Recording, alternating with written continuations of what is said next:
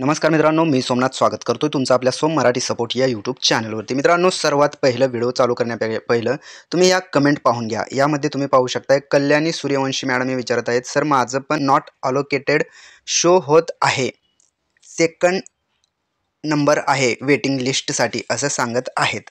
तर आता हे आणि त्याच्यानंतर दुसरी कमेंट पाहू शकताय, आरटीईची प्रोसेस सेकंड क्लास किंवा थर्ड क्लाससाठी पण असते का?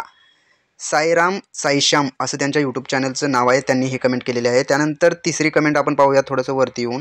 तिसरी कमेंट तुम्ही पाहू शकता, महत्त्वाची कमेंट आहे, कारण या कमेंटचं उत्तर अजून भरपूर जणांना देणं गरजेचं आहे।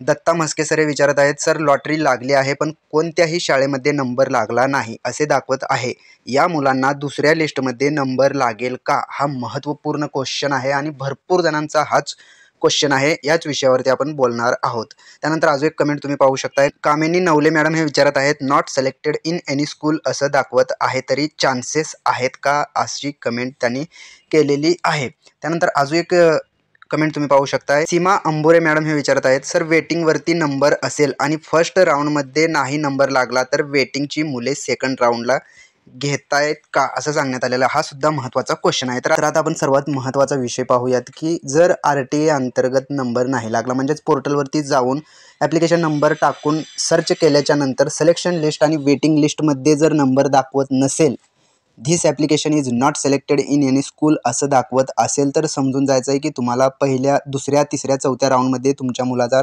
नंबर हा येणार नाही आहे, कारण तिथं मेन्शन केलेलं आहे ऑलरेडी की this application is not selected in any school, म्हणजेच कोणत्याच शाळेत सिलेक्शनमध्ये आणि वेटिंग लिस्टमध्ये या बालकाचा ॲप्लिकेशन सिलेक्ट करण्यात आलेला नाही असं सांगण्यात आलेलं आहे। त्यामुळे तुम्हाला जर this application is not selected in any school येत असेल तर तुम्ही यावर्षी तुमच्या बालकाचा आरटीई अंतर्गत नंबर लागलेला नाही आहे असं समजून जायचं आहे। आणि पुढल्या वर्षी जर वय बसत असेल तर पुढल्या वर्षी सुद्धा तुम्ही फॉर्म हा भरू शकणार आहात। दुसरी कमेंट तुम्ही पाहू शकता, सर वेटिंगवरती नंबर असेल आणि फर्स्ट राऊंडमध्ये नाही नंबर लागला तर वेटिंगची मुले सेकंड राऊंडला घेतली जातात का?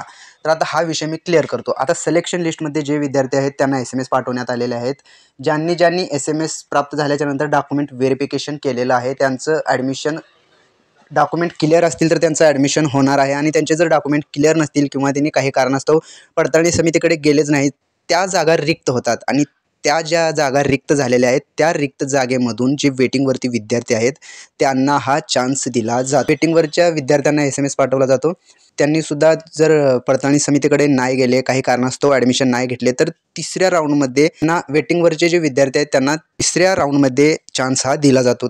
तर मित्रांनो, तुम्हाला हा विषय समजला असेल। वेटिंगवरती जे विद्यार्थी आहेत आणि सिलेक्शन ज्यांचं झालेलं आहे यांनाच आरटीईमधून चान्स हा दिला जातो। तर मित्रांनो, अशाच प्रकारचे नवनवीन व्हिडिओ आपल्या चॅनलवरती अपलोड केले जातात, त्यामुळे तुम्ही जर का आपल्या चॅनलवरती नवीन असाल तर आपल्या चॅनलला आत्ताच सबस्क्राईब करून ठेवा। चला तर मग भेटूयात पुढील व्हिडिओमध्ये। धन्यवाद मित्रांनो।